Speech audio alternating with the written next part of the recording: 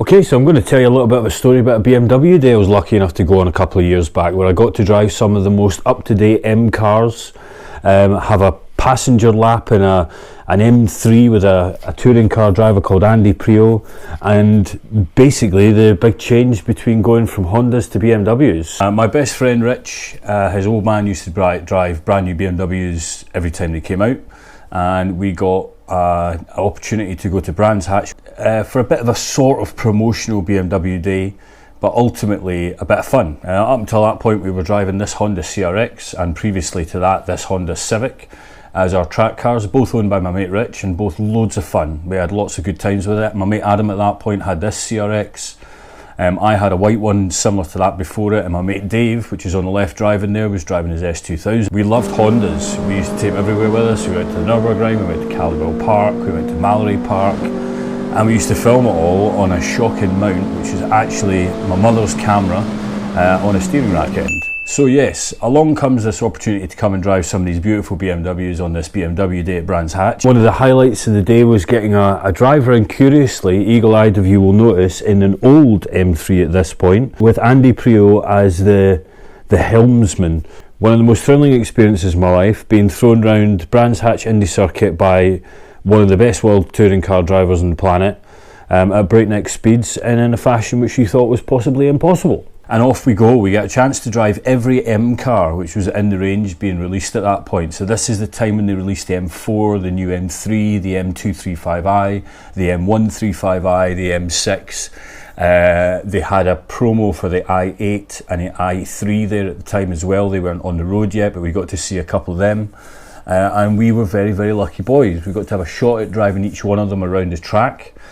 Supposed to stick to 70 miles an hour, but no one really did.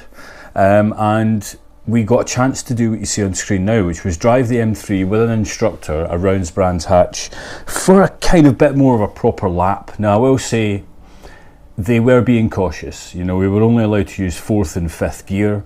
I couldn't really give it, you know, the full beans, but to be fair, I'd never driven a rear-wheel drive car at this point. I'd never driven anything like an M3. I hadn't experienced that kind of torque, that kind of power and that kind of weight. All these cars that we were driving had flappy paddle gearboxes, so that was a bit strange. I will admit that it became second nature pretty much immediately, and I was astonished personally about how easy I found it to drive a dual clutch transmission. And we had a great time. So what you see now is me doing the laps with an instructor talking me through those laps. Loads and loads of fun. You know, I can't express how much this was like a bit of an eye-opener to us.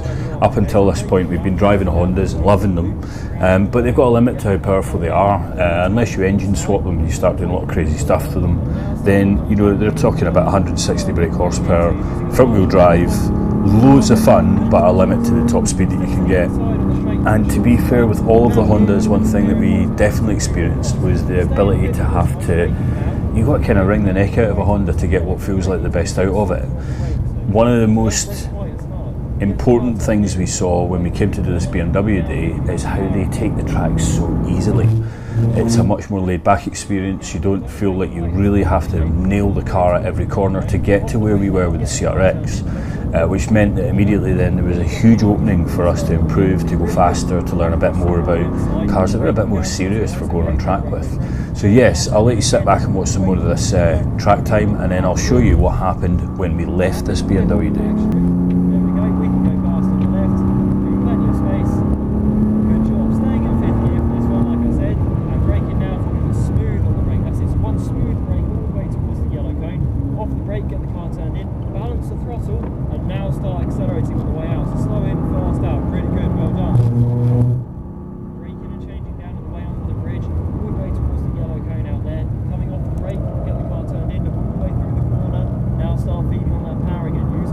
Great stuff.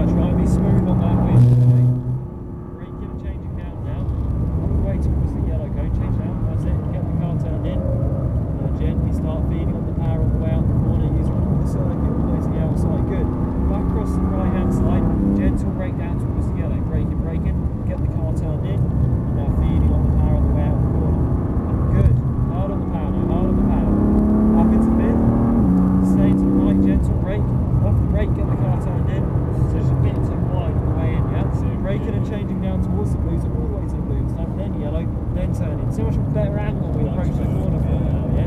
Feeding on the power, let the car run using all the track, okay? So getting rid of the tyre screw by opening up the steering, carrying more strength in it, yeah? Making it less work for the car to do. Back across to the left, and there's the checker flag, okay? So a nice steady lap back round to the pit. You enjoy that? Yeah, I did, yeah. You drove really, really well. Well done.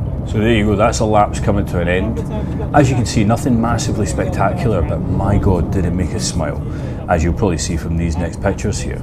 Grinning from ear to ear. You know, we'd had a day there where we'd driven the X5, we'd driven all of the other BMWs. I personally love driving the M235 and I love driving the M5. I think the 235, you can actually see the car behind me there.